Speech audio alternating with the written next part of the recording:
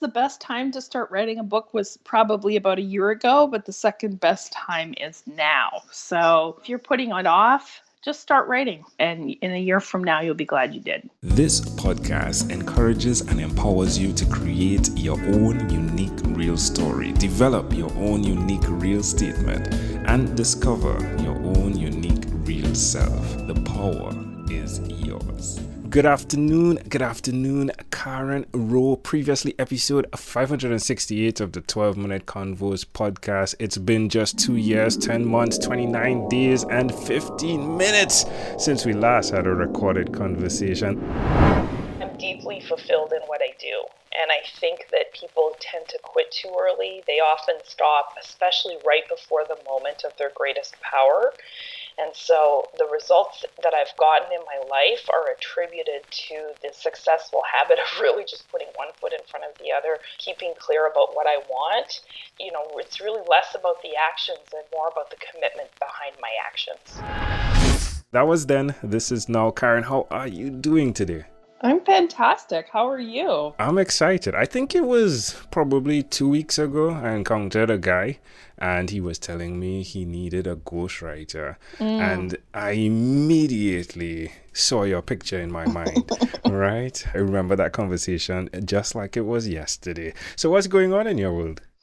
Well, since we last spoke, I have bought a house and I am now married. Ooh, la la! Congratulations. Yeah. Thank you. Yes, I remember you were a single girl. Yeah, that's great. Wow. No ghost, right? Like a real guy, right?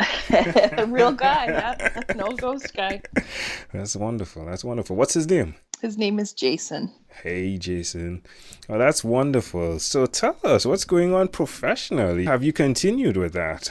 I have, yes. So I've now been in business for 10 years in April, and I am still continuing to do, I know we spoke on our last conversation about the quick start alpha male and doing the book at the beach, and I still continue to do that. And the feedback I got was, we love what you do one-on-one with clients, and we can't necessarily afford that. So what do you have for us where we can be more involved in the book process? And so now where I'm starting to focus as well as the one-on-one clients is into my online course, which I launched about a year ago.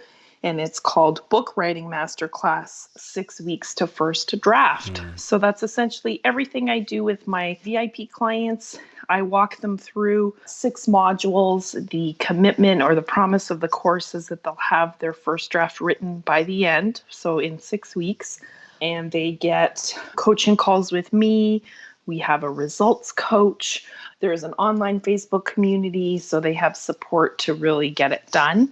And I'm going to be doing a big promotion or a launch from December 2nd to the 15th.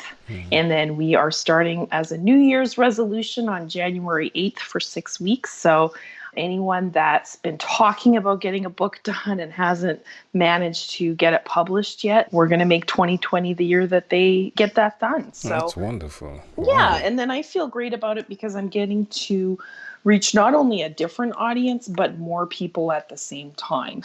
So one of the things, I live in Florida and we had Hurricane Irma about 2 years ago, and I evacuated, and it turned out that it didn't hit as directly as they thought it was going to, at least not in Florida. But what I realized is that, 70% of my clients are in Florida, and some of them are running brick and mortar businesses, and some of that any funds I feel allocated for books, rightfully so, would have been transferred over to restoring their properties and things like that. So it just really got me an eye-opener into serving a broader audience that was geographically independent from where I lived. And that was also the same year there were fires in California. We had a whole bunch of smoke and things like that in Alberta. And so I was just like, it's great to not just be location dependent with a client base. So that's serves the clients, and it helps me as well just reach more people and help more people get their books written. That's wonderful. That's wonderful. So I can go to KarenRowe.com and get all of this information.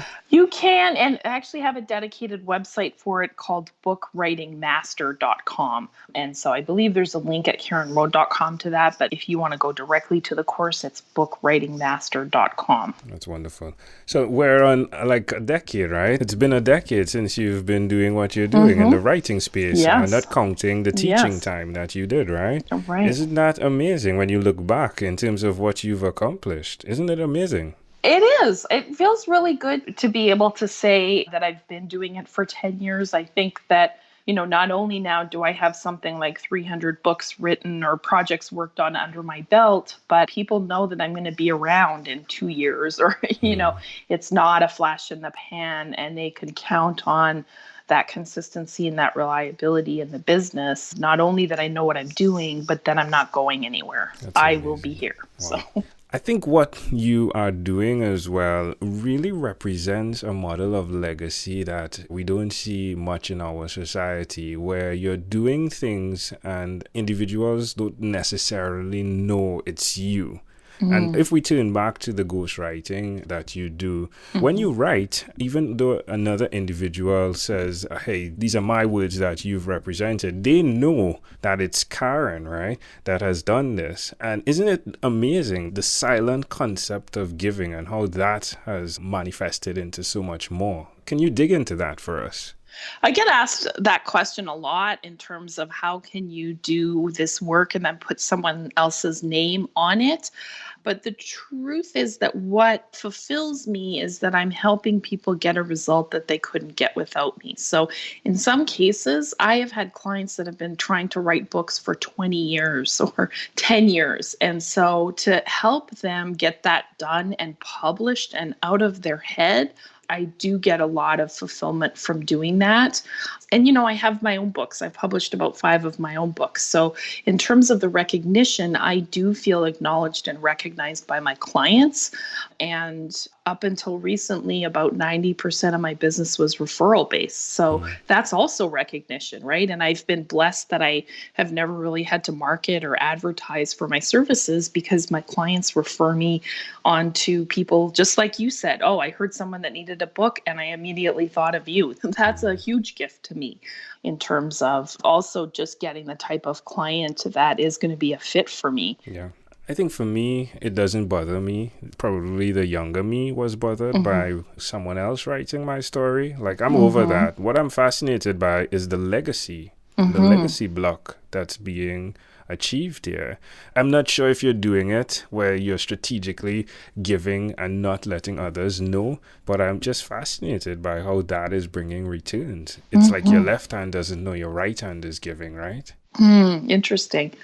Yeah, I guess when I talk about legacy, it's about, a lot of the people I work with are change makers and thought leaders. And I say that you can't take that with you, or you might as well leave it on a page and leave it behind for someone else to benefit. So don't die with that book inside your head, because if you really want to make a difference for people, the way to do that is to write the book, and then the legacy lives on beyond you.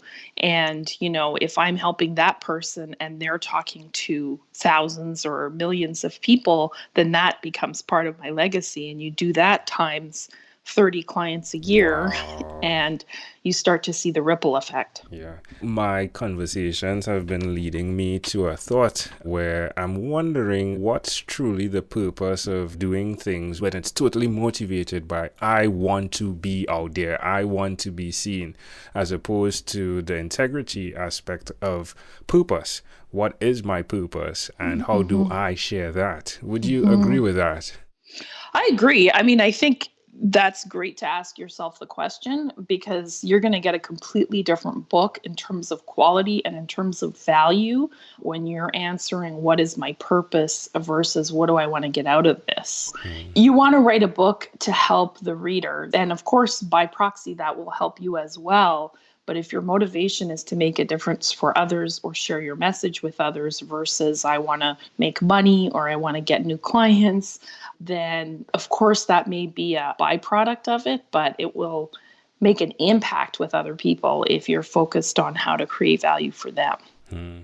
You said on our last conversation a couple of years ago that people tend to quit too quickly. Yes. How have you kept yourself going with that concept of not giving up, never giving up? Well, I just listened to our conversation this morning so that I wanted to make sure I didn't say the same thing, basically. And I laughed because here I still am 10 years later. So in terms of if I relate it to your book, never giving up until that book is published or getting help, right? If you're not doing it on your own, then get some help with someone who can help you finish it. And I see my business, I'm still here and haven't given up. It's just evolved, right? It continues to evolve. And I continue to listen to my instinct and what do I want to do next? What's lighting me up right now? And, I'll be honest, I have a really great lifestyle business. For the most part, I work about 20 hours a week. And so I'm always asking myself, how can my business serve me better? I don't necessarily want to work more or work harder. I still want to keep that lifestyle so I can support my household and still have that balance and that quality of life. So that's what I would say about sticking to it, is that there was a lot of years where I wasn't earning enough to support myself in the business. I wasn't sure where my next meal was coming from. And it was tempting to quit. And yet I knew that I was on the right path. I knew that this is what I was put on the earth to do. And so I kept at it and looked at, okay, why isn't it working? Why is it not feeding me? Where is the block here? And how do I transform that?